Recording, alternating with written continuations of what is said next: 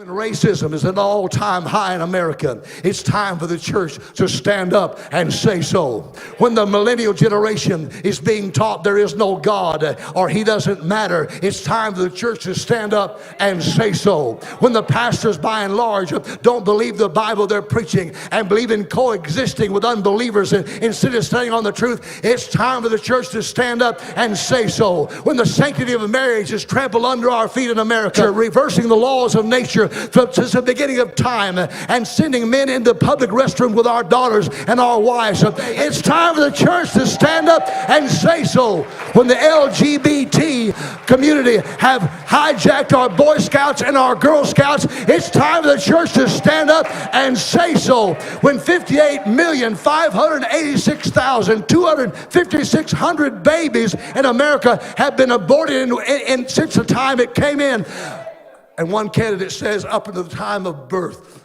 One of the recent candidates says up to the time of birth, and even when the baby's born. God help us to stand up and say so.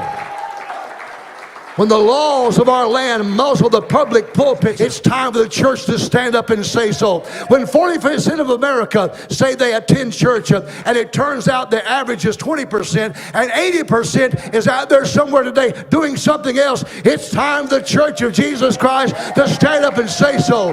When between 4,000 and 8,000 churches will close its door every year, it's time for the church to stand up and say so. It's time for the church to cry out for God to save the lost soul of man. Come on, release that sound right now in this house of God.